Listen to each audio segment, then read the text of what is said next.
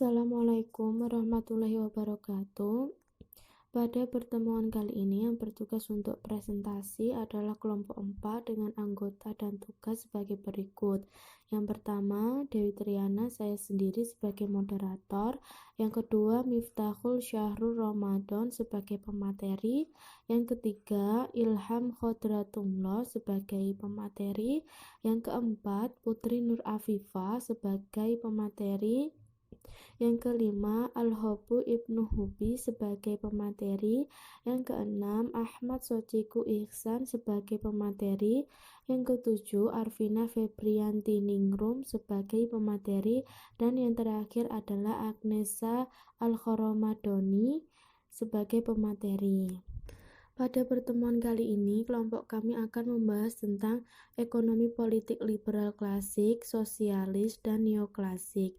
Penjelasannya akan dipaparkan oleh anggota kelompok kami pada slide selanjutnya. Dimohon untuk teman-teman yang lain menyimaknya dengan baik. Pengertian dan konsep ekonomi politik liberal klasik. Ekonomi politik merupakan suatu istilah di mana ada hubungan antara ekonomi dan politik. Di sini menurut James A. Caporaso dan David P. Levin atau lebih populer dipanggil dengan Caporaso-Levin, menurutnya sangat penting untuk mengetahui hubungan antara ekonomi dan politik. Pendekatan klasik menyatakan bahwa pasar memiliki kemampuan untuk mengelola dirinya sendiri, yang berarti mereka yang kuat strong since, di mana perdagangan seperti ini dijadikan dasar untuk melaksanakan kebijakan laissez-faire dari bahasa Perancis biar bekerja, yang berarti perdagangan bebas. Di sini argumen yang diajukan oleh pemilik aliran klasik ini adalah sistem pasar. Sistem pasar sendiri adalah sebuah realitas yang sui generis, mampu menciptakan dirinya sendiri atau akan tercipta dengan sendirinya tanpa campur tangan manusia, di mana pasar memiliki hubungan dengan negara tetapi pasar bukan organ bawaan dari negara. Memudarnya dominasi politik nampak jelas dalam konsep tangan tak terlihat atau invisible hand, maksudnya regulasi pasar terhadap dirinya sendiri dari Adam Smith. Pasar berfungsi sebagai wadah untuk memfasilitasi pertukaran hak kepemilikan agar sesuai dengan keinginan dari para pemilik properti yang menjadi pelaku. Saya akan menjelaskan tentang pengertian dan konsep ekonomi politik sosialis. Marx dan Engels percaya bahwa ekonomi politik sebagai sains muncul seiring dengan kapitalisme sebab sifat eksploitatif dari sistem-sistem ekonomi prakapitalis adalah transparan. Mereka tidak memerlukan suatu sains tersendiri untuk menjelaskan. Mereka hanya ideologi untuk melegitimasi mereka, tapi watak eksploitasi kapitalis tidak transparan, tersembunyi di balik kodok uang dan hubungan pasar. Ia memerlukan sains ekonomi politik untuk membuktikan bahwa cara kerja dari perekonomian kapitalis membawa dampak politik. Marx mengajukan kritik terhadap pandangan klasik tentang pasar yang meregulasi dirinya sendiri. Dia melakukan kritik ini bukan dengan tujuan untuk membenarkan konsep kapitalisme yang dikendalikan negara, melainkan dengan tujuan untuk menunjukkan bahwa kapitalisme tidak dapat bertahan hidup dalam waktu lama. Pendekatan neoklasik lahir pada 1870, yaitu bertepatan dengan bangkitnya aliran marginalis dalam ilmu ekonomi.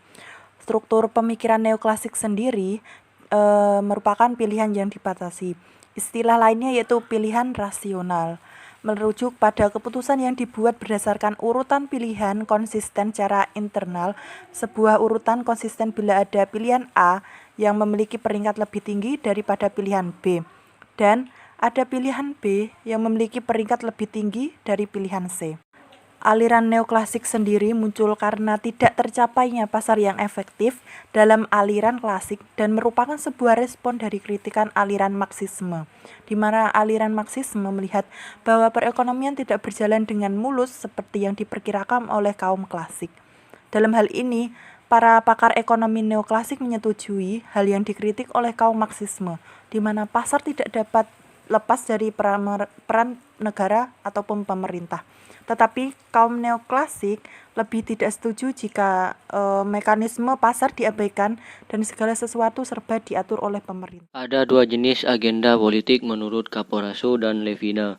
Yang pertama, agenda politik yang berusaha untuk mengamankan atau mempertahankan sistem hak kepemilikan agar transaksi bisa secara sukarela.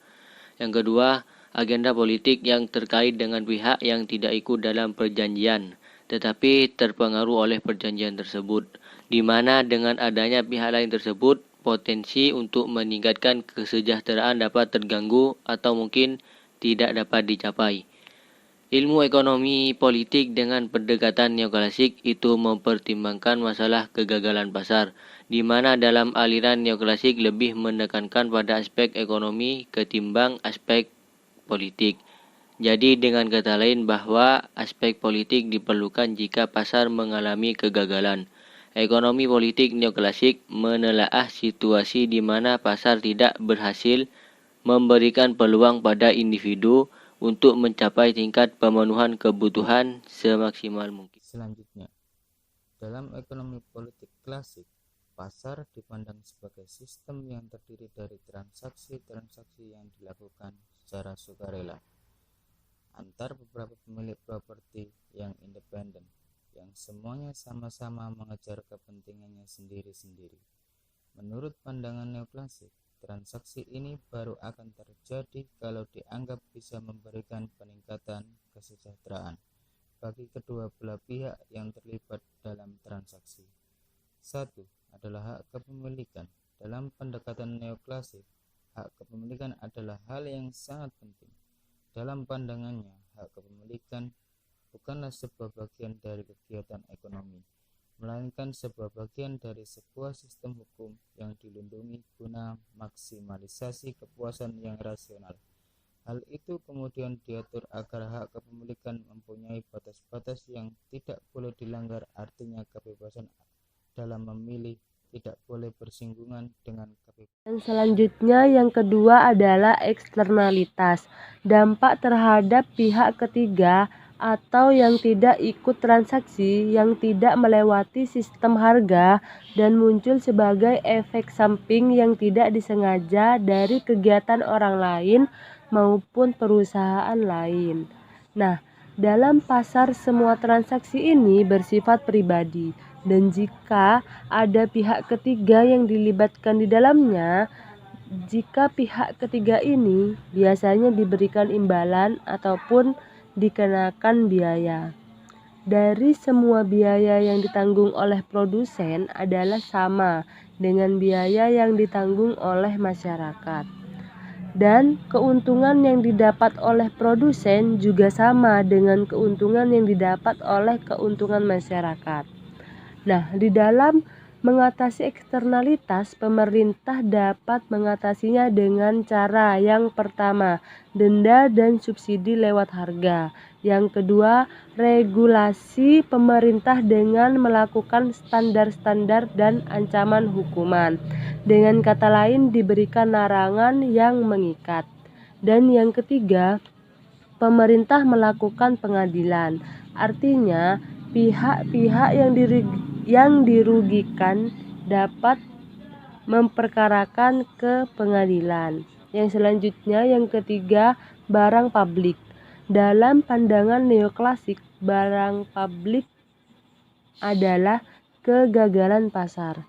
Barang publik ini dianggap sebagai kegagalan pasar karena barang publik yang dibutuhkan banyak orang ini seringkali tidak berhasil diciptakan atau diadakan oleh pasar. Nah, sifat umum barang publik ini adalah non-eksklusif dan non-rival, atau tidak tersaingi dan tidak menyaingi. Barang dikatakan non-eksklusif kalau jika tidak ada cara untuk menyalurkan keuntungan dari barang itu hanya kepada mereka yang sudah membayar saja, namun yang tidak membeli barang tetap bisa mengkonsumsinya. Dan yang terakhir yaitu monopoli dan oligopoli. Dua bentuk penyimpangan ketika pasar tidak lagi dalam kondisi pasar persaingan sempurna, yaitu monopoli dan oligopoli. Nah, oligopoli dikatakan terjadi ketika beberapa perusahaan mengendalikan sebagian besar pasarnya atau aset dalam pasar itu untuk sebuah sektor tertentu.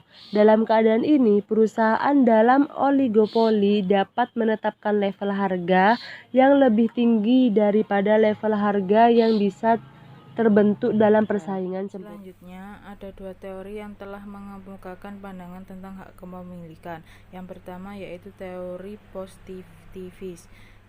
Teori positivis yaitu hak kepemilikan dapat dianggap bersifat politik karena hak adalah hasil dari proses politik, sehingga hak kepemilikan boleh diganggu-gugat sama halnya dengan politik lainnya. Yang kedua, hak kepemilikan tidak statis, yang dimana hak kepemilikan memang merujuk pada sebuah kondisi awal yang menjadi syarat bagi terjadinya hubungan pertukaran.